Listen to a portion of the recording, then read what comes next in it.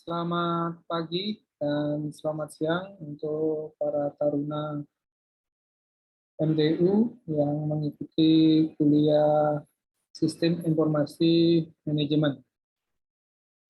Nah, untuk pembahasan kali ini kita akan lanjutkan, yaitu tentang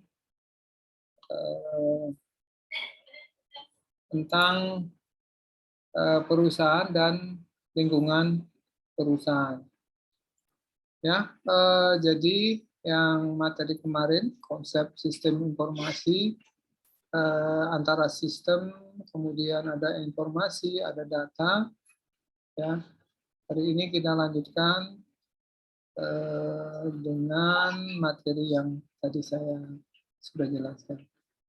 Nah, untuk itu saya akan menjelaskan dulu secara ringkas. Nanti kalian akan berdiskusi. Ya, kita akan diskusi tentang materi ini.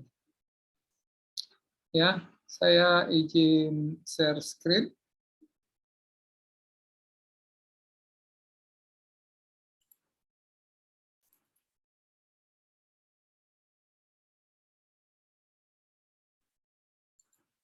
Ya. Nah, ini adalah materi yang kedua, di mana nanti materi pokoknya, ini sebenarnya salah ya, ini adalah lingkungan, perusahaan dan lingkungan. Nah, materi pokok yang kita bahas nanti adalah perusahaan dan lingkungan sendiri, kemudian keunggulan kompetitif itu seperti apa. Di sini ada sumber daya informasi, nah bagaimana mengelola sumber daya informasi, kemudian ada perencanaan strategis sumber daya informasi dan konsep manajemen sumber daya informasi. Nah, kenapa ini semua dilakukan? Karena kita awali dulu dengan perusahaan dan lingkungan. Ya, kita harus mengenal ini dulu. Nah, artinya nanti bahwa kalian nanti saatnya akan bekerja gitu ya. Nah, namanya perusahaan ini bukan artinya perusahaan swasta saja, tapi ini perusahaan termasuk perusahaan BUMN, perusahaan-perusahaan yang lainnya. Gitu. Nah, untuk itu kalian harus tahu lingkungan perusahaan itu seperti apa. Nah, kemudian di sini baru akan bagaimana strategi-strategi untuk memanage, mengelola sumber daya informasi untuk dijadikan sebagai bahan kajian untuk membuat suatu sistem informasi manajemen. Nah, kita mulai dari pengertian dari perusahaan. Pengertian dari perusahaan itu seperti apa? Gitu. Nah, kita lihat di sini. Ya, perusahaan ialah, gitu ya. Kita mulai dari perusahaan ialah suatu tempat untuk melakukan suatu kegiatan, baik itu proses produksi barang atau jasa. Hal ini disebabkan karena kebutuhan manusia tidak bisa digunakan secara langsung dan harus melewati sebuah proses di suatu tempat. Sehingga inti dari perusahaan ialah tempat melakukan proses sampai bisa langsung digunakan oleh manusia. Itu pengertian kalau kita lihat dari pengertian suatu perusahaan. Atau di sini saya katakan bahwa perusahaan itu adalah suatu organisasi produksi. Tadi ya, ini ya, Di sini kata kuncinya adalah suatu organisasi produksi yang menggunakan dan mengkoordinir sumber-sumber ekonomi ya, untuk memuaskan kebutuhan dengan cara yang menguntungkan. Sumber-sumber ekonomi ini seperti apa gitu. Nanti ada barang dan jasa yang tadi saya katakan. Ada 5 unsur yang penting ya, di dalam perusahaan. Nah, ini kata kuncinya gitu istilahnya ya.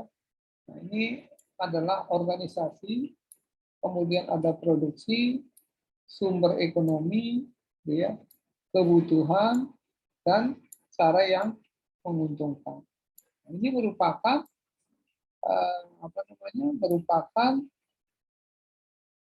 kata kunci daripada perusahaan itu sendiri. Nah, tadi dikatakan bahwa ini ada produksi. Ya, produksi itu bisa jasa, bisa barang, kayak gitu ya. Bisa jasa dan bisa barang. Nah, untuk menghasilkan barang yang siap konsumsi, ya, perusahaan memerlukan bahan-bahan dan faktor pendukung lainnya. Jadi seperti bahan baku, terus bahan pembantu lainnya, peralatan, dan tenaga kerja. Nah, di sini untuk memperoleh bahan baku atau bahan pembantu atau serta tenaga kerja, jadi itu pasti akan mengeluarkan sejumlah biaya.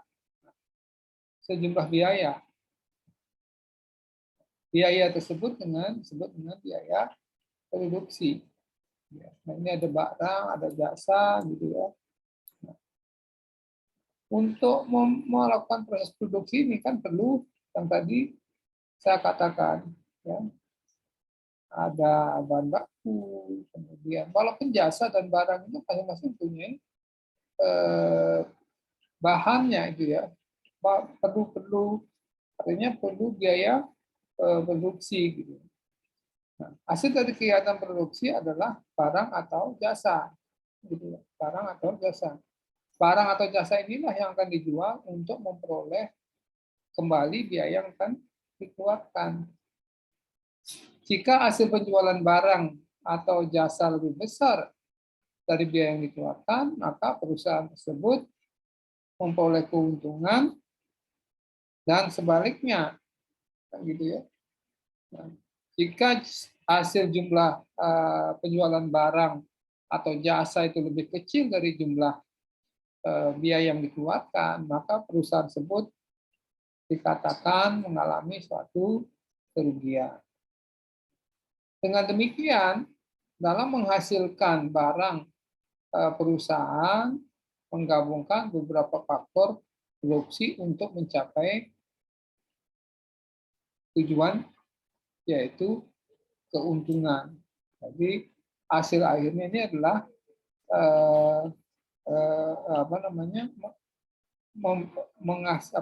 mencapai tujuan, yaitu keuntungan. Nah, perusahaan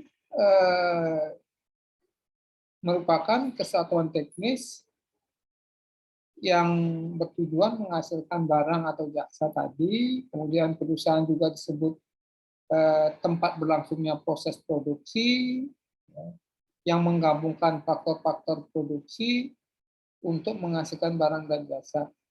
Perusahaan juga merupakan alat dari badan usaha untuk mencapai tujuannya, yaitu mencari keuntungan. Orang atau lembaga yang melakukan usaha pada perusahaan tersebut itu disebut dengan pengusaha atau para pengusaha perusahaan di bidang usaha yang beragam. Next. Nah, di sini ya, kalau saya melihat jenis perusahaan itu, ada banyak, ya. Ada banyak. Ya.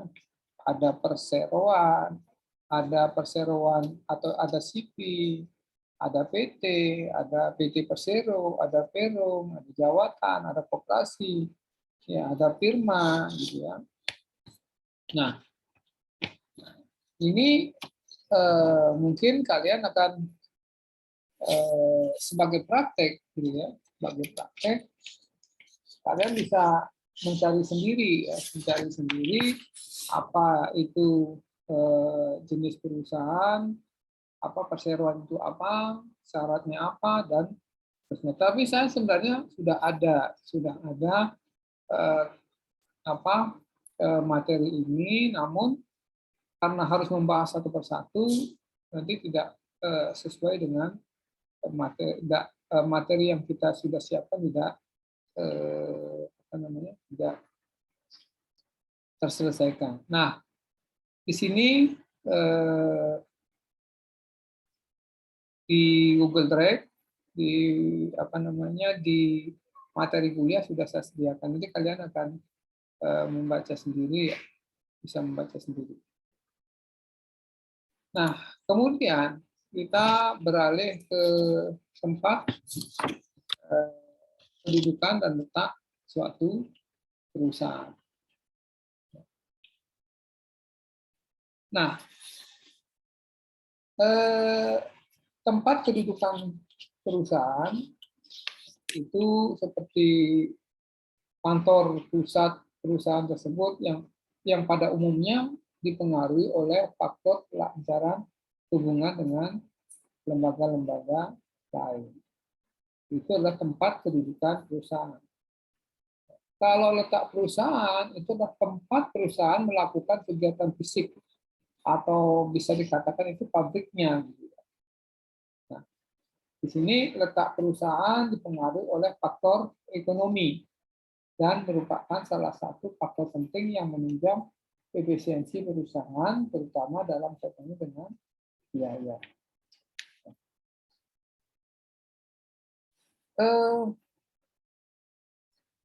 Sebenarnya kedudukan perusahaan atau letak perusahaan atau kita sebut dengan lokasi perusahaan, kita ulangi lagi bahwa suatu tempat di mana perusahaan itu melakukan kegiatan fisik. Ini, jadi yang menjadi kata kunci adalah kegiatan fisik. Itu disebut dengan letak perusahaan atau lokasi perusahaan, atau lokasi perusahaan. Nah, kedudukan perusahaan dapat berbeda dengan lokasi perusahaan. Karena kedudukan perusahaan adalah kantor pusat dan kegiatan fisik perusahaan. Contoh bentuk lokasi perusahaan adalah pabrik tempat memproduksi barang.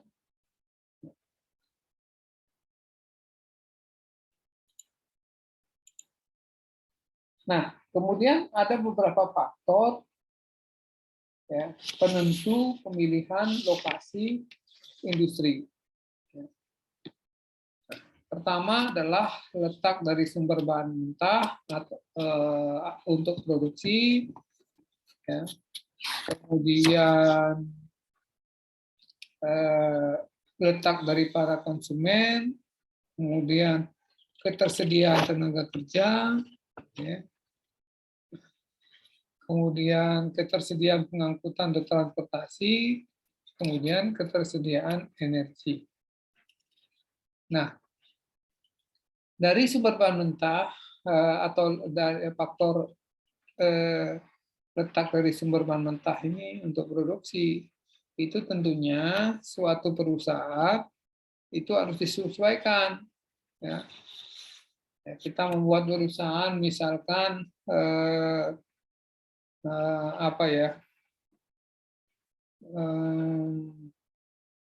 jangan jauh-jauh lah, Aqua gitu ya. Mohon maaf nih, Aqua dia sejenis Aqua itu, minuman mineral itu semua dekat-dekat di Pandaan ininya. Ya karena bahan mentahnya ada bahan mentahnya untuk produksi itu ada di sekitaran padaan. Nah, kemudian letak dari pasar ini juga pasar konsumen ini juga sangat mempengaruhi, gitu ya, sangat mempengaruhi juga. Kemudian ketersediaan tenaga kerja. Nah, di sini ketersediaan tenaga kerja ini juga berpengaruh. Sekarang banyak perusahaan-perusahaan yang ekspansi ke daerah-daerah. Kenapa? Ya, karena melihat mereka tenaga kerjanya untuk setiap UMR, setiap provinsi itu akan berbeda-beda. Ya. Nah, kemudian tersediaan pengangkutan dan transportasi, kemudian kesediaan energi. Yang ngerti ya, energi itu misalkan PLN di Python misalnya. Nah, itu kan merupakan kenapa kok dipilihnya di situ sebagai pusat pembangkit listrik gitu ya. Kenapa dipilihnya di situ? Nah, itu karena di Python itu menggunakan tenaga uap, maka perlu bahan bakar, ya, bahan bakar berupa batu bara. Nah, batu bara itu didapatkan dari luar Jawa, tetapi untuk proses transportasinya itu lebih menguntungkan di situ ditimbang dengan tempat yang lain, di samping faktor-faktor yang lainnya yang berpengaruh. Nah, kemudian jenis lokasi suatu perusahaan, gitu ya. Jenis lokasi dari suatu perusahaan ada 4. Nah, lokasi perusahaan yang ditetapkan oleh pemerintah. Lokasi perusahaan yang ditetapkan oleh pemerintah. Kemudian, nah kalau lokasi yang ditetapkan oleh pemerintah, nah lokasi ini sudah ditetapkan dan tidak bisa seenaknya membangun perusahaan di luar lokasi yang tertentukan. Nah, contohnya yang ada di sini, misalkan di SIR, misalkan gitu ya. Nah, SIR ini kan suatu tempat industri yang sudah ditentukan oleh pemerintah. Ya. Jadi kemudian lokasi yang mengikuti sejarah. Nah, lokasi perusahaan yang dipilih biasanya memiliki nilai sejarah tertentu yang dapat memberikan pengaruh pada kegiatan bisnis. Misalkan membangun perusahaan udang, ya. Nah itu di Cirebon itu lebih mengikuti sejarah ketimbang di tempat yang lain. Misalkan di sini Bandeng, ya. Bandeng itu ada di Sidoarjo dan Gresik. Kemudian lokasi untuk yang mengikuti kondisi alam. Nah, seperti apa ya dikatakan mengikuti kondisi alam, yaitu lokasi perusahaan yang tidak bisa dipilih-pilih karena sudah dipilihkan oleh alam. Misalkan PT Freeport, gitu ya. Nah, itu kan tambang emas. Nah, ini tidak bisa dipindah, tidak bisa kita mendirikan lokasi perusahaan di tempat lain kecuali dekat dengan tambang emas tersebut. Nah, kemudian lokasi perusahaan yang mengikuti faktor-faktor ekonomi, ya, yang mengikuti faktor-faktor ekonomi. Nah, ini, pemilihan tenaga kerja, ya, pemilihan lokasi perusahaan yang pemilihan pemilihan lokasinya dipengaruhi oleh banyak faktor ekonomi. Nah, tadi ya, misalkan tadi UMR. Nah, dia akan membangun suatu pabrik di mana nilai UMR yang terendah, misalnya gitu ya. Di situ kita bangun suatu pabrik. Ini kan akan seperti tujuan perusahaan, yaitu menghasilkan suatu keuntungan gitu ya. Nah, maka ini adalah salah satu lokasi perusahaan yang yang faktor-faktor ekonominya sangat mempengaruhi. Nah, kemudian kita lanjutkan dengan perusahaan dan lembaga sosial. Nah, tadi saya katakan bahwa perusahaan adalah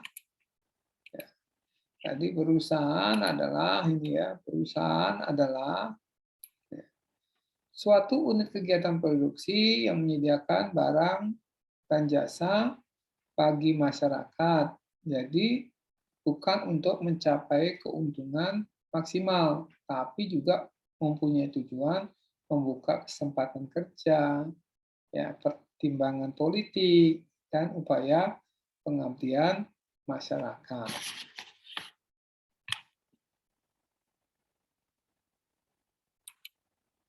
Nah, tujuan pendirian perusahaan ini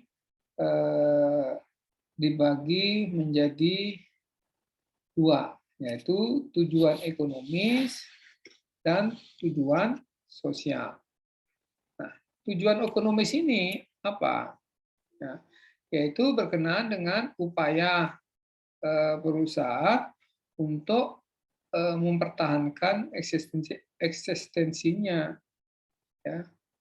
Nah, dengan apa? Menciptakan laba, kemudian mencari pelanggan, keinginan konsumen, tenaga produksi, ya, kualitas harga, kuantitas, ya, pelanggan. Ini kalau tujuan ekonomis ini harus inovatif gitu ya. Suatu perusahaan ini harus inovatif untuk menghasilkan suatu keuntungan. Nah, kalau tujuannya sosial, nah, perusahaan memperhatikan keinginan investor, karyawan, kemudian penyedia, faktor-faktor produksi, maupun masyarakat luas. Nah, kedua tujuan ini saling mendukung, ya, secara ekonomis dan secara sosial, ya. Nah, terutama untuk mencapai suatu tujuan utama perusahaan, yaitu memberikan kepuasan kepada keinginan konsumen ataupun pelanggan. Nah, kemudian kita lihat di sini suatu perusahaan sebagai suatu sistem. Suatu perusahaan sebagai suatu sistem. Nah, kita lihat ya, di sini. Ya, perusahaan sebagai suatu sistem.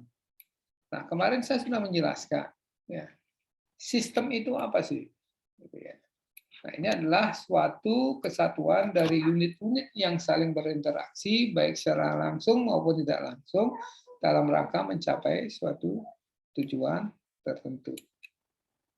Ya, ini adalah disebut dengan kalau kita cari pengertian dari sistem, gitu ya. Nah, sedangkan apa kaitannya perusahaan dengan suatu sistem? Ya, kita lihat perusahaan ini adalah suatu sistem karena merupakan kombinasi dari berbagai sumber ekonomi yang secara langsung atau tidak langsung mempengaruhi proses produksi serta distribusi barang dan jasa untuk mencapai tertentu, antara lain keuntungan, pemenuhan kebutuhan masyarakat maupun tanggung jawab sosial. Nah, jadi perusahaan ini juga adalah merupakan suatu sistem. Ya, masih ingat ya, suatu sistem.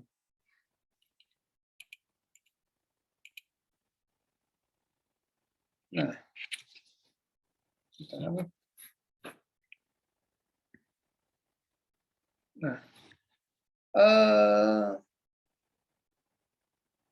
perusahaan apa namanya,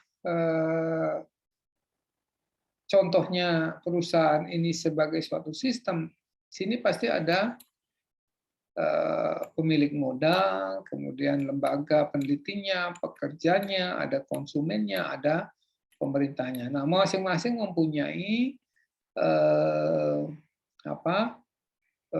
tugasnya sendiri-sendiri gitu ya. Nah, kepada pemilik modal misalkan pengelolaan keuangan dan kemajuan perusahaan. Kemudian untuk pekerja misalnya membayar gaji dan pemenuhan fasilitas kerja dan lain sebagainya. Ini yang disebut dengan perusahaan yang merupakan suatu sistem.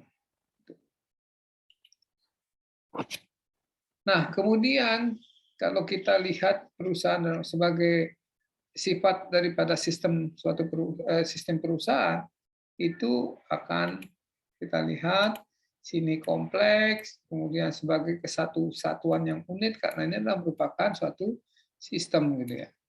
Nah, sifatnya beragam, saling tergantung dan dinamis. Nah, inilah sifat daripada sistem perusahaan. Nah, kemudian kalau kita lihat fungsi perusahaan, ya, ada dua fungsi perusahaan. Ya, apabila kedua fungsi tersebut dijalankan dengan lancar, terkoordinir, terintegrasi dalam rangka mencapai tujuan perusahaan, maka perusahaan itu pasti akan maju gitu ya. Nah, jadi menurut fungsinya,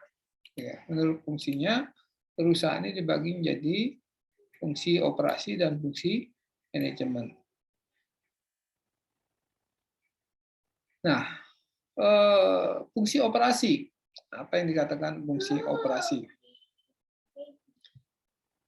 Nah, fungsi operasi ini adalah pembelian dan produksi, gitu ya, pemasaran, keuangan, personalia, fungsi utama fungsi operasi utama perusahaan, akuntansi, kemudian administrasi, teknologi informasi, ya pelayanan umumnya adalah disebut dengan fungsi operasi. Nah, fungsi manajemen apa? Perencanaan, kemudian pengorganisasian, kemudian pengarah, kemudian sistem fungsi pengendalian. Nah, bila kedua fungsi ini dijalankan atau berjalan dengan baik, tadi apa saya katakan, maka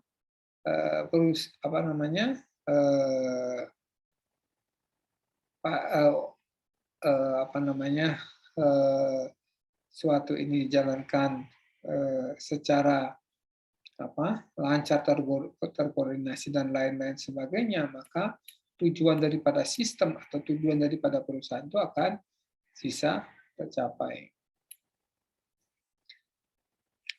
Nah, kalau kita lihat ciri-ciri suatu perusahaan, ya,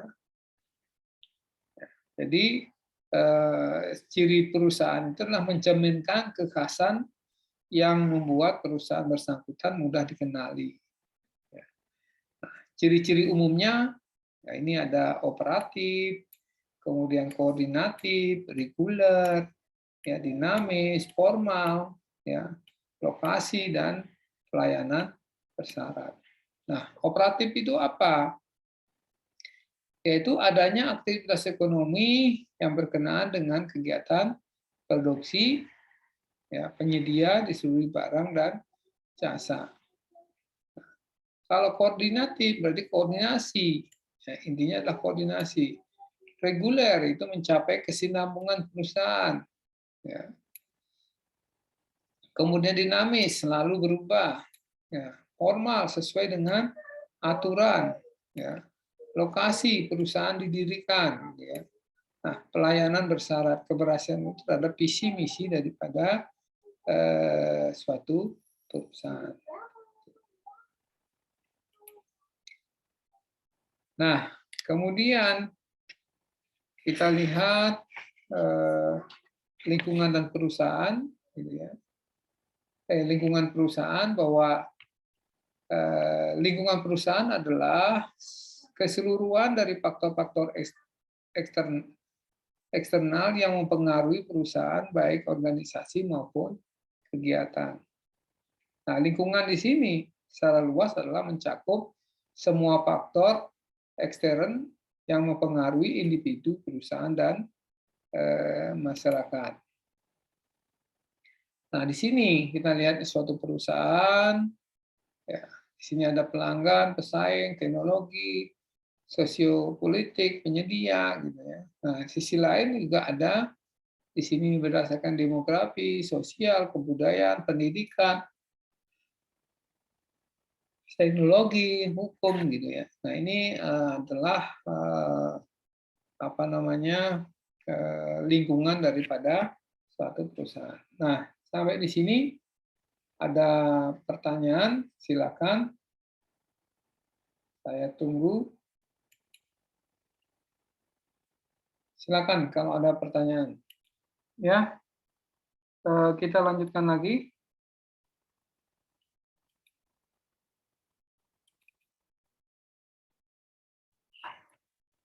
Nah, berbagai macam lingkungan perusahaan dan pengaruhnya terhadap perusahaan.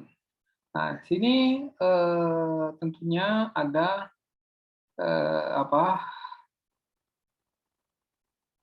lingkungannya. Tadi sudah ada lingkungan baik eksternal maupun internal. Kalau eksternal itu bisa makro, bisa mikro, gitu ya. Nah, ini juga kalian sudah dapat di mata kuliah manajemen, gitu ya. Jadi lingkungan eksternal suatu perusahaan ini berpengaruh terhadap kegiatan perusahaan itu sendiri. Di mana lingkungan eksternal ini meliputi variabel-variabel di luar organisasi, gitu ya.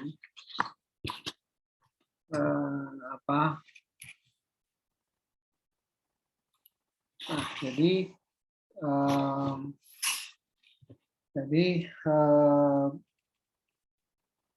lingkungan eksternal ini meliputi variabel-variabel ya di luar organisasi, dapat berupa tekanan umum, gitu ya. Nah, dapat berupa tekanan umum dan tren di dalam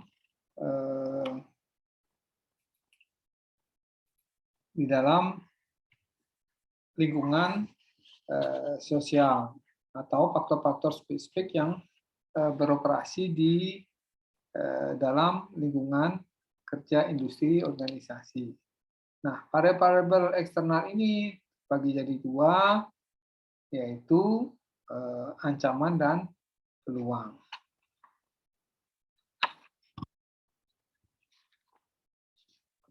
Nah, lingkungan eksternal ini ya, itu dikatakan dibagi jadi dua, yaitu makro dan mikro. Nah, kalau lingkungan eksternal makro, itu adalah lingkungan eksternal yang berpengaruh tidak langsung terhadap kegiatan usaha. Tidak berpengaruh langsung terhadap kegiatan usaha. Contohnya apa? Itu ada keadaan alam, ya, kemudian politik dan keamanan, ya. Nah, ini politik dan keamanan ini misalkan kehidupan operasional perusahaan ini sebenarnya sangat dipengaruhi ya oleh politik dan keamanan. Ya. kemudian hukum, sosial budaya, kependudukan, ya, hubungan internasional itu adalah merupakan faktor eksternal makro. Kalau mikronya apa? Kalau mikro itu lingkungan eksternal yang mempengaruhi langsung terhadap kegiatan usaha. Kalau makro ini adalah tidak berpengaruh langsung, kalau makro ini tidak berpengaruh langsung, ini berpengaruh. Kalau mikro ini berpengaruh langsung. Berpengaruh tidak langsung, ya. Berpengaruh langsung. Nah, ini contohnya apa? Nah, ini misalkan supplier, ya. Kemudian teknologinya, ya. Kemudian pasarnya. Nah, ini adalah pengaruh-pengaruh lingkungan eksternal mikro. Nah, sedangkan lingkungan internal itu adalah lingkungan faktor-faktor yang berada dalam kegiatan produksi dan langsung mempengaruhi daripada produksi. Ini langsung mempengaruhi daripada produksi. Ini mengaruhi daripada produksi. Nah, contohnya apa? Ini ada tenaga kerja. Tenaga kerja, ya, ini adalah merupakan faktor internal, bukan faktor mikro, gitu ya, bukan faktor mikro. Bedakan ya, eksternal mikro, makro dengan internal.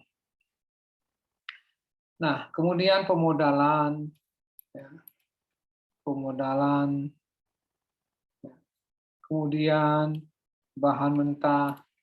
Ya. Nah, kemudian ada sini salah satunya adalah sistem informasi. Ini adalah sistem informasi. Nah, jadi ini yang mempengaruhi daripada lingkungan internal.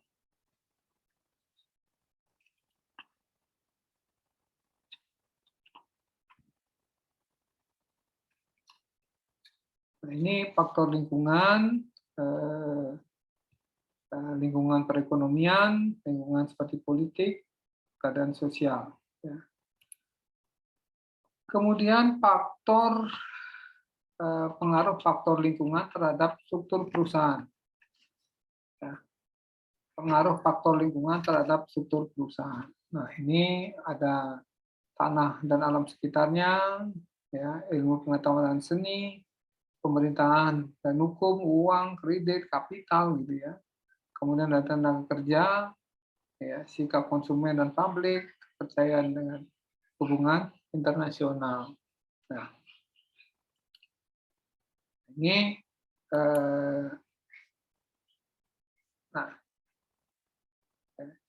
ini adalah faktor lingkungan terhadap struktur perusahaan. Ya, pengaruh faktor lingkungan. Nanti akan mempengaruhi perusahaan, struktur perusahaan tersebut. Nah, kemudian pengaruh faktor lingkungan terhadap manajemen badan usaha. Badan usaha merupakan kunci dari sistem perusahaan pada umumnya. Gitu ya. Nah, badan usaha akan memberikan reaksi terhadap pengaruh faktor-faktor di luar, di mana reaksi tersebut akan tercermin dalam kebijakan manajemen. Ya. Jadi di sini faktor lingkungan akan menentukan, mengorganisir, mengarahkan, dan mengawasi, dan sebagai bahan untuk pengambilan keputusan. Nah, kemudian kita lihat bahwa pendekatan dalam melihat bisnis dan lingkungan. Nah, kesempatan bisnis serta bisnis itu akan selalu dipengaruhi oleh lingkungan, gitu ya. Nah, hubungan antara bisnis dengan lingkungan sangat erat. Nah, jadi antara bisnis dan lingkungan ini sangat erat, gitu ya. perusahaan yang tidak mampu menyesuaikan diri dengan lingkungan akan tersingkir dari kancah bisnisnya. Ya. Jadi hubungan antar bisnis dengan lingkungan kemudian ditelaah oleh para usahawan. Ya. Nah, pada mulanya telah dilakukan secara tradisional, yaitu mereka artinya bahwa mereka itu beranggapan bahwa bisnisnya lah yang merupakan hal yang terpenting atau yang menduduki titik sentral, sedangkan lingkungan merupakan hal yang sekunder mengelilingi bisnisnya. Nah, pandangan yang tadi saya katakan itu disebut dengan berorientasi produsen atau producer oriented approach. Ya. Nah, pandangan itu memang cocok dengan kondisi saat ini, di mana saat ini ya keadaannya disebut sebagai seller market, yang artinya bahwa produsen masih langka, sehingga barang apapun yang dihasilkan akan selalu terjual. Nah, itulah sekarang contohnya mengarah ke online gitu ya, mengarah ke online semuanya. Nah, ini suatu perusahaan bisnis dan lingkungannya gitu ya. Bisnis dan lingkungan sekarang lingkungannya sudah semua online, banyak yang online. Maka suatu perusahaan harus bisa mengikuti secara secara mengikuti keadaan lingkungan yang saat ini.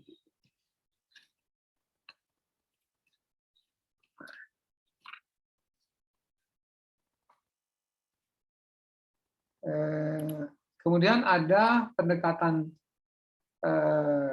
kemudian ya akan tetapi keadaan itu berubah menjadi masyarakat itu lebih selektif, ya timbullah persaingan ketat antar para pengusaha, gitu ya. Jadi makanya tadi saya katakan dari tadi berbasis perusahaan ini mengatakan berbasis produsen, ya, produsen sekarang udah berubah ke customer, berubah ke konsumen gitu ya, customer atau konsumen. Nah,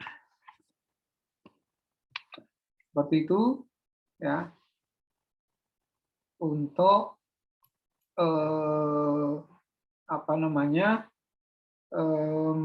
materi perusahaan dan lingkungan. Ya.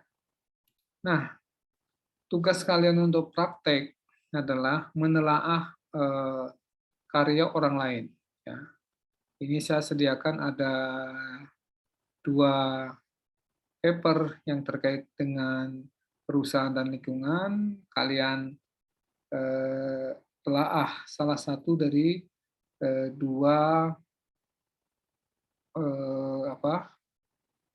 paper yang sudah saya download. Nah, ini ada paper tentang analisis lingkungan eksternal, internal dan eksternal. Studi kasusnya di PT Intan Pariwara Klaten. Nah, ini oleh Nur Cahyani Dewi Retnomati dari jurusan Teknik Informatika.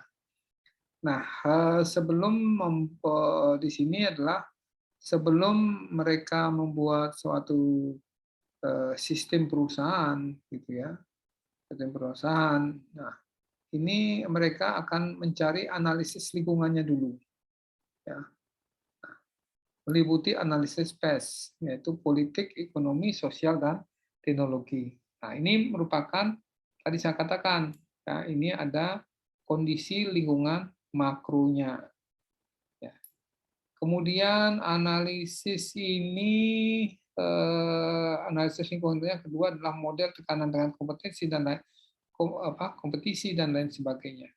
Nah, kalian nanti membaca seperti semua ini, kemudian kalian simpulkan bagaimana sebelum membuat suatu sistem informasi, ya, ini harus menganalisis lingkungan eksternal daripada perusahaan tersebut. Banyak ya, banyak yang ini analisis internal, lingkungan internal, kemudian caranya dan lain sebagainya. Kemudian satu lagi, ini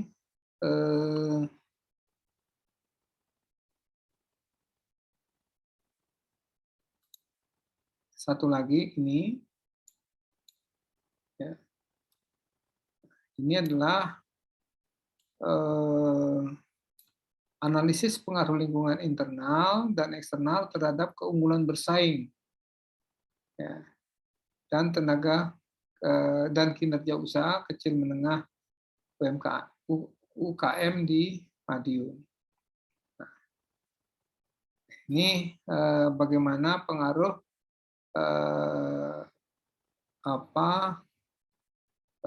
lingkungan eksternal terhadap suatu UMKM. Nah, ini ada analisis lingkungan bisnisnya seperti apa, gitu ya. Kemudian lingkungan internalnya berpengaruh seperti apa, dan ini ada lingkungan eksternalnya. Nah, kalian ringkas buat PPT-nya, ambil salah satu dari dua yang saya share ini sebagai tugas kalian. Ya. Nah, untuk nanti akan dipresentasikan pada pertemuan berikutnya. Nah, mungkin ada pertanyaan sampai di sini, silakan kita akan diskusi. Ya, kita lanjutkan lagi. Nah, selanjutnya adalah keunggulan kompetitif, gitu ya. Nah, sekarang bagaimana suatu perusahaan bisa melaksanakan suatu kompetisi, gitu ya, untuk mencapai suatu tujuannya, gitu ya. Nah, jadi dikatakan bahwa keunggulan kompetitif ini dapat dicapai melalui banyak cara. Ya, seperti menyediakan barang dan jasa dengan harga yang murah, gitu ya, seperti Cina lakukan, gitu ya. Jadi itulah disebut dengan keunggulan kompetitif ya. Cina sekarang mengeluarkan barang-barang murah, gitu ya. Bagaimana caranya menyediakan barang murah sehingga dunia itu apa ya? Jadi barang-barang Cina itu kan banyak ya lumayan juga, ada kualitasnya juga, ada yang bagus juga tapi murah, gitu ya. Tapi ada yang murah tapi jelek juga ada ya, gitu ya. Nah, jadi kemudian menyediakan barang dan jasa yang lebih baik dari pesaing ya, dan memenuhi kebutuhan khususnya suatu segmen pasar tertentu.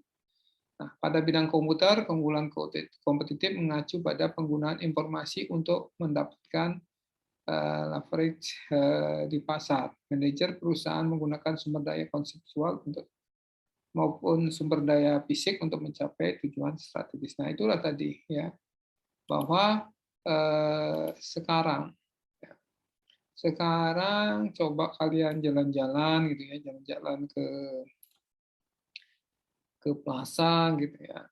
Nah, sekarang semua kebanyakan orang-orang beralih ke menggunakan menggunakan informasi, penggunaan sistem informasi ini untuk melakukan keunggulan kompetitif, gitu ya, untuk melakukan keunggulan kompetitif. Nah, sekarang semua serba online. Banyak masyarakat kita yang notabene banyak menggunakan berbelanja secara online, ya, banyak menggunakan secara online.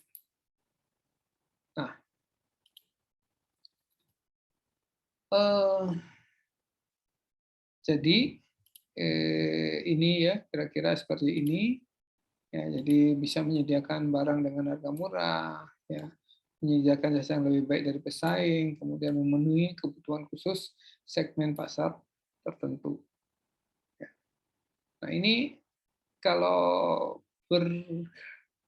berkaitan dengan pemasaran ya segmen pasar tertentu, sekarang ini semuanya sudah serba online gitu ya. Jadi kita harus bisa sekarang coba kalian di bidang penerbangan. Dulu kalau beli tiket pesawat itu kita ke agen-agen ya. Sekarang enggak, kita menggunakan Traveloka sudah bisa beli tiket gitu ya. Jadi nggak perlu kemana-mana. Itulah keunggulan kompetitif bagaimana melakukan keunggulan kompetitif ini gitu ya. Nah, saya kira nanti kalian juga bisa membuat sesuatu yang merubah dunia itu menjadi di bidang penerbangan khususnya ya. Saya kira kalau kalian memahami keunggulan kompetitif ini pasti akan lebih maju nantinya di dunia penerbangan ini. Nah, jadi tiga pokok penting mengenai contoh keunggulan kompetitif. Ya, tidak satu pun perusahaan di atas yang puas hanya mengandalkan sumber daya fisik untuk menjadi pesaing yang tangguh. Ya, tidak ada aplikasi komputer inovatif yang memberikan keunggulan kompetitif bagi perusahaan secara terus-menerus. Nah, disinilah ya, disinilah perlunya sistem informasi itu dilakukan secara diupdate secara terus menerus gitu ya, secara terus menerus gitu. Nah, ketika perusahaan tersebut memusatkan sumber daya informasi mereka pada pelanggannya, tiga pokok penting ini yang harus kalian tersebut yang harus kita pahami. Nah, kemudian kita berlanjut ke sumber daya informasi. Nah, menurut Gugin ya ini menyatakan bahwa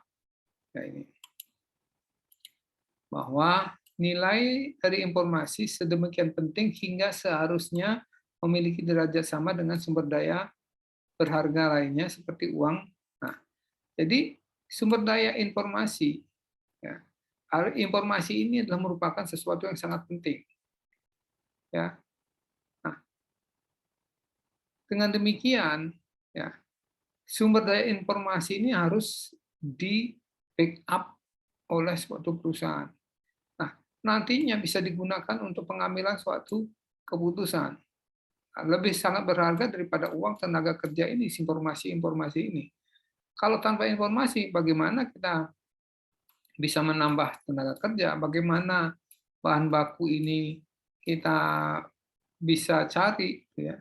Nah, ini kan berkaitan dengan murah tidaknya bahan baku. Nah, dengan informasi-informasi kita akan bisa mengalahkan semua ini, gitu ya. Nah, kemudian menurut Bloom, masalah dapat muncul saat sumber daya informasi tidak dieksploitasi sepenuhnya. Nah, jadi apa artinya di sini? Sumber daya informasi itu memegang peranan penting dalam suatu perusahaan. Nah, kalau menurut Brooks dan Horton, bahwa mengindikasikan bahwa informasi memiliki harga di pasar seperti sumber daya lainnya. Nah, berarti ini sumber daya informasi ini memang harus benar-benar kita kelola dengan baik. Nah, ini kemunculan manajemen informasi. Nah, menurut Cronin, ya ini walaupun agak lama gitu, mendukung pernyataan ini ketika mengatakan bahwa walaupun informasi telah menjadi jantung dari masyarakat yang beradab, volume dan kompleksitas dari informasi yang beredar kurang lebih dapat dikelola. Nah, artinya bahwa di sini bahwa Cronin juga mengatakan bahwa informasi-informasi ini bagaimana cara mengelolanya, gitu ya. Nah, dulu memang dari dulu sudah informasi ini adalah merupakan sesuatu yang sudah muncul gitu ya, udah muncul dari dulu udah muncul. Bagaimana mengelola informasi ini, tapi kan pengelolaannya bisa manual, bisa konvensional gitu ya. Nah, sekarang yang zaman modern sekarang ini informasi bagaimana kita mengelolanya secara eh, apa? Secara digital gitu ya. Ya, bagaimana mengolah informasi secara digital. Nah, karakteristik dari sumber daya ekonomi ini akan meliputi sumber daya alam, sumber daya manusia, kapital, dan kewirausahaan. Nah, kembali lagi bahwa informasi sebagai sumber daya ekonomi. Ya. Jadi ini juga menurut Kalset bahwa informasi itu sangat penting dan berpengaruh terhadap proses produksi, ya, ekonomi dari produk, kualitas teknik, semuanya ya sangat berpengaruh. Nah, jadi sumber informasi itu sangat mempengaruhi daripada kegiatan dalam suatu perusahaan. Nah, karakteristik dari informasi sebagai sumber daya.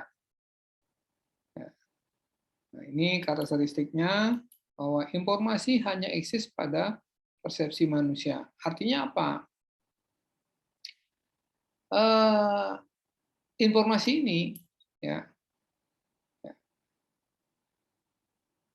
akan selalu merupakan tulang punggung gitu ya, dalam dalam manusia mempersepsikan penggunaannya di dalam suatu perusahaan. Nah, informasi merupakan sesuatu yang dapat dipahami. Ya, sudah jelas ya, karakteristik dari informasi itu. Ya, informasi dapat digantikan, ya, dapat menghemat uang karena dapat digunakan untuk menggantikan sumber daya. Contohnya jangan ya yang jauh-jauh sekarang, ya, seperti Gojek sekarang tadi Traveloka gitu ya. Nah, kemudian informasi cenderung membaur, menyebar walaupun dicoba untuk dirahasiakan. Nah, inilah karakteristik salah satunya. Ini harus makanya di dalam kuliahnya informatika itu ada yang namanya sistem keamanan, ya, sistem keamanan. Nah, bagaimana merahasiakan daripada informasi tersebut. Nah, kemudian informasi dapat dibagi tapi tidak dipertukarkan. Ya, ini. Ya. Nah, pentingnya informasi dalam sebuah organisasi. Ya. Nah, sampai di sini ada pertanyaan? Nah, kita lanjutkan lagi. Nah, ini penggunaan informasi sebagai daya saing.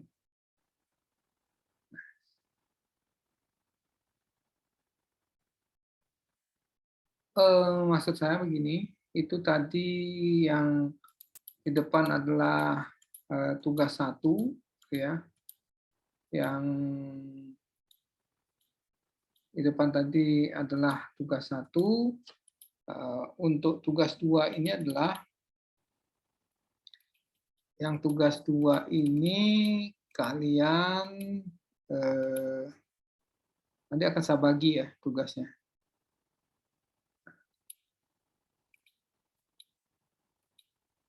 Nah, ini. Nah, ini. Kalian mencari bagaimana penggunaan suatu informasi itu sebagai suatu daya saing dalam suatu perusahaan.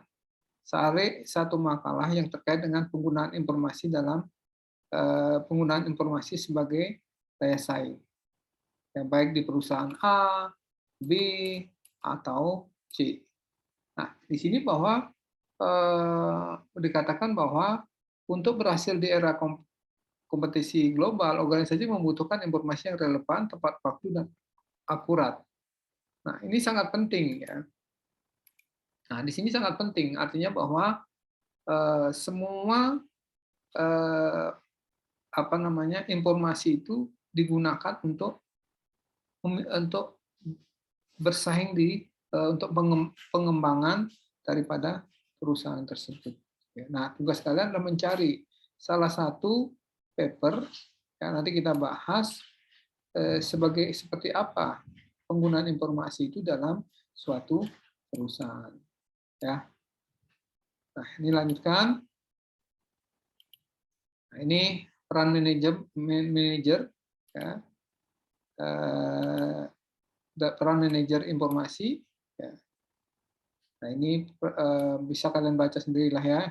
Nah, ini manajemen dapat diharapkan mengelola, mengontrol, dan mengintegrasikan seluruh entitas sumber daya informasi dari sebuah organisasi. Kemudian mengatur implementasi dan penggunaan teknologi informasi. Kemudian mengembangkan aturan dan rencana menyangkut penggunaan perawatan sumber daya informasi, sistem informasi. Ya, kemudian seorang manajer informasi perlu mengawasi aliran sumber daya informasi. Terakhir adalah seorang manajer informasi memberikan saran kepada tingkat atas berhubungan dengan pengembangan informasi, teknologi informasi, dan sistem informasi. Nah, ini tujuan dan objektif dari audit. Tentunya di dalam suatu sistem informasi itu ada audit yang tadi dikatakan bahwa sistem informasi harus berkembang. Ya. Nah, informasi yang tersimpan tetap tidak butuhkan. Nah, inilah tujuan untuk melakukan suatu audit daripada informasi tersebut. Nah, bagaimana cara mengaudit dan lain sebagainya? Nanti ada bab tersendiri untuk mengaudit seperti itu. Nah, di sini berarti ada dua tugas. Tugas pertama tadi sudah saya sediakan dua paper, ya, dua paper, dan tugas kedua adalah kalian mencari paper sendiri tentang penggunaan informasi untuk daya saing. Ya, saya kira itu dua tugasnya. Nanti akan dikumpulkan pada hari Jumat terakhir di Google Drive. Ya, saya kira itu kita diskusi. Ya, silakan kalau ada yang ditanyakan.